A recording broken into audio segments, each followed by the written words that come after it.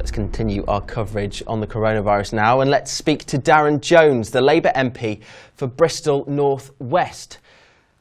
Hello, Mr. Jones. So you're now self-isolating because a member of your family has a temperature, is that right? That's correct, Jamie. In line with the government advice last night, if anybody in your household has either a new cough or a high temperature, then the whole household needs to self-isolate for 14 days. And my wife, Lucy, started to exhibit a bit of a high temperature yesterday. And so we're just following that advice and, of course, setting an example and doing what I'm asking my constituents to do. Yes, absolutely. So if we could touch briefly on the Chancellor's comments, an unprecedented amount of money, but in the form of a loan. Now, do you reckon that is going to be really what small businesses in Bristol want to hear right now? No, I don't think so, because, of course, there are repayment consequences for loans as opposed to grants, which when you have got a lack of income and you're maybe on the brink of bankruptcy is not it's not something you might want to consider. It is right that the Chancellor has put forward this enormous opportunity of fiscal stimulus, because we've been calling for that in the Labour Party for a few days now. And, of course, it mirrors what other countries have been doing around the world. But we do think they need to be grants, not just loans. We think they need to be 0% interest loans where they are loans, and that they need long repayment windows so that the monthly cost is low for businesses. But more importantly, this package supports people with mortgages and businesses, which is important. But I can't see anything in there that helps renters or people on low incomes, and we should be seeing more of that. Yeah, well, a part of your constituency includes a section of Gloucester Road, where I'm sure a lot of the businesses out there right now are struggling. The Gallimalfrey, James Cock, the owner of that, posting to social media that they're doing their best to stay clean, but until the government enforces a lockdown, they can't do anything other than stay open. Yeah, and this was the statement from the Secretary of State for Health, where I was in the House of Commons for that, where they said you shouldn't go to pubs, clubs or restaurants, but they didn't go as far as saying that they should shut. And that's important because that can trigger insurance cover for businesses. And indeed, the insurance agency said today that actually a lot of the insurance policies don't even cover forced closures from government. And that's why the only institution that can step in at this stage is the state, and we ought to be doing that.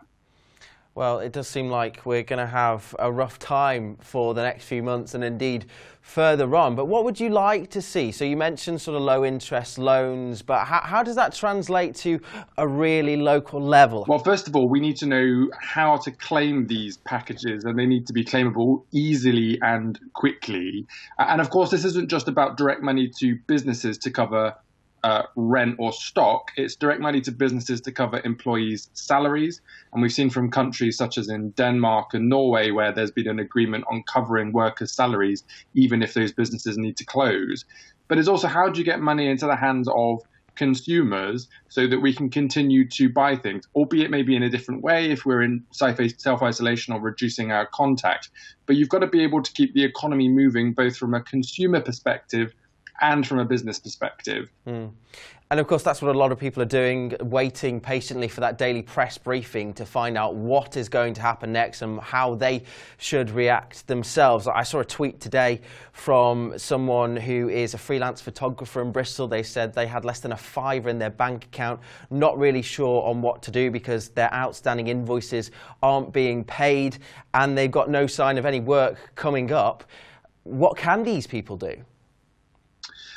Well, all workers are now able to claim statutory sick pay from day one, and the state will cover the costs of that. The problem is that statutory sick pay in the UK is one of the lowest in Europe, so it doesn't really cover much of our costs. And so we've said that statutory sick pay needs to be increased significantly.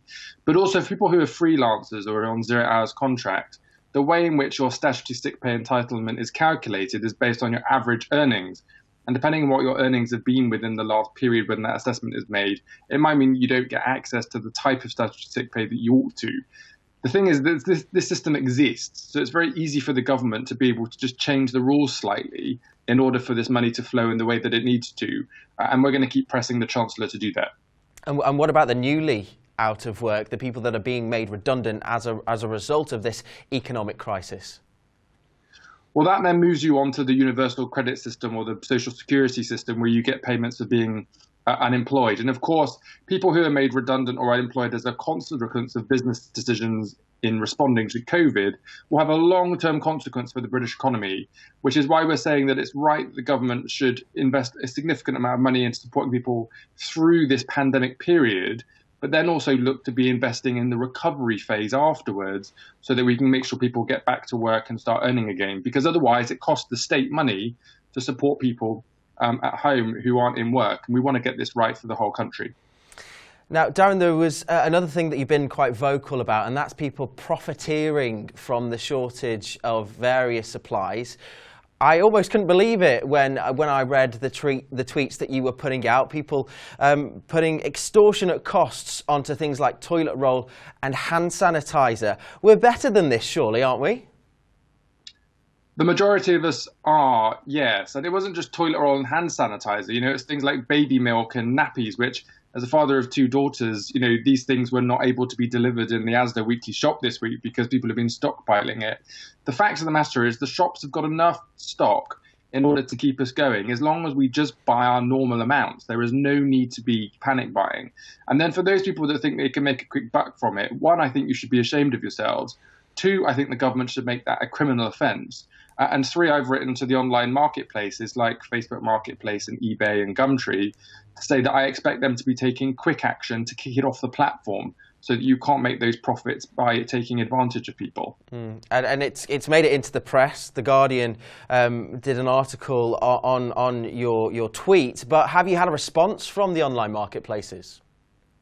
I had one response so far, which was from eBay, who'd said that they were putting people on this, that they were trying to scan through all of the products that were being sold and identify pricing numbers against product descriptions in order to be able to act quickly. That's good, but actually today we've already seen more people doing this, so they need to be better and quicker at it. And, you know, technology companies, innovative companies, they're able to deal with these things well, and I expect them to act quickly to stop it from happening. So, Darren, you stepped into isolation just as things really started to get, you know, quite scary here in the UK. And when we really started to feel the effects of COVID-19, at the end of your isolation period, at the end of that 14 days, what sort of Bristol will you be stepping back out into, do you reckon? Well, we don't know yet when the peak is going to come. The whole point of these measures from government is to try to slow or flatten the curve of the number of people getting ill from this so that our health service is able to support people without being over capacity. You know, I hope that we move as quickly as possible in the UK, both in terms of developing our own immunity from it and helping people when they need it, especially older people in our hospitals, like Southmead Hospital in my constituency, but that our researchers are also able to quickly get to a position where they can start producing vaccines. And, you know, I sit on the Science and Technology Select Committee in Parliament, and I can reassure your viewers that we have some of the best and brightest scientists in our country leading the work around the world on this stuff. And I'm hopeful that we're going to be able to get to a vaccine development sooner rather than later. Me too. Darren Jones, MP for Bristol North West. Thank you very much.